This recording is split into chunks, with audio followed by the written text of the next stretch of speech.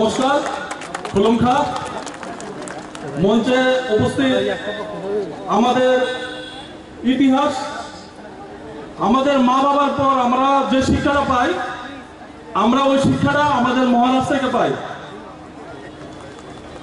তো আমি আপনাদের কাছে কিছু কথা বলবো যে আমরা কিছুদিন ধরে দেখতে পাচ্ছি সোশ্যাল মিডিয়াতে যে বাংলাদেশে বিভিন্ন জায়গায়, বিশেষ করে খাগড়াছড়ি, আমাদের মাইনরিটি সম্প্রদায়ের উপর কিছু আক্রমণ হচ্ছে।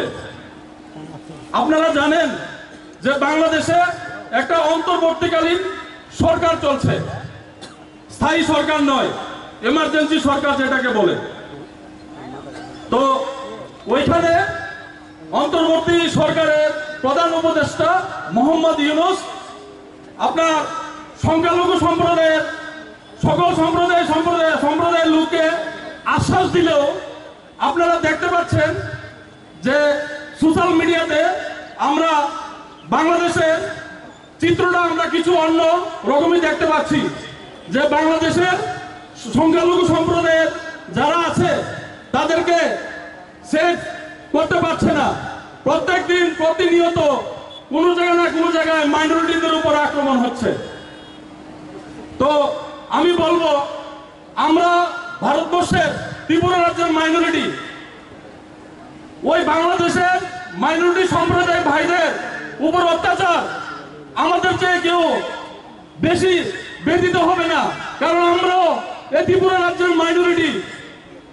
তো আমরা বাংলাদেশ সরকারকে বলতে চাই, যেহেতু বাংলাদেশ সরকার আপনার 90% ইসলামিক কান্ট্রি, আমরা ইসলামিক কান্ট্রি হলে কুরআন হাদিসে একটা কথা আছে, কুরআনের সূরা আয়াতে 32 নম্বর আয়াতে, যে যদি কোনো একজন মানুষকে হত্যা করে সে পুরা সমগ্র মানব জাতিকে হত্যা করে।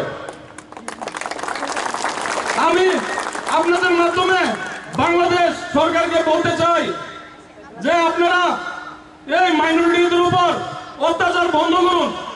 আপনারা দেখতে পাচ্ছেন যেখানে মাইনরিটি সম্প্রদায়ের উপর অত্যাচার হয় সেখানে স্বৈরাচারী সরকার বেশি দিন থাকে না, কারণ আপনার সংখ্যাগুরুরা কখনো মাইনরিটিদের উপরে অত্যাচার মেনে নেয় না।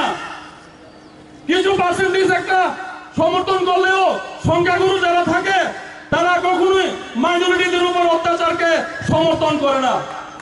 তো আমি আপনাদেরকে বলতে চাই যে বাংলাদেশের এইসব অত্যাচার আপনাদের মাধ্যমে, মিডিয়া বন্ধুদের মাধ্যমে বাংলাদেশের সরকার পরিবর্তন হয়েছে। আপনারা দেখতে পাচ্ছেন শেখ হাসিনা সরকার পতনের পর নতুন ইমার্জেন্সি সরকার গঠন হয়েছে। আমরা অনুরোধ জানাবো যে বাংলাদেশ সরকারকে, যে বাংলাদেশে যেন কোনো একটা মাইনরিটি বাইরের উপরে আক্রমণ না হয়, তাদের বাড়িঘর জ্বালানো না হয়। আমরা ভারতবর্ষের মুসলিমরা, আমরা ত্রিপুরা রাজ্যের মুসলমানরা আমাদের বাংলাদেশের সেই সমস্ত মাইনরিটি সম্প্রদায় ভাইদের সঙ্গে কনস্ট্যান্ট খেলা থাকবো, মৃত্যু পর্যন্ত আমরা খেলা থাকবো। আমাদেরকে পাবেন, আমরা যতক্ষণ পর্যন্ত বন্ধ হচ্ছে না বাংলাদেশে এসব অত্যাচার, আমরা আমাদের আন্দোলন চালিয়ে যাব। আমি আপনাদের কাছে ধন্যবাদ জানিয়ে যে এখানে অনেকেই অনেক জায়গা থেকে এখানে এসেছেন, আপনাদের সকলকে ধন্যবাদ জানাই। ধন্যবাদ জানিয়ে আমি আমার কথা এখানেই শেষ করছি। মহারাজা লং লিভ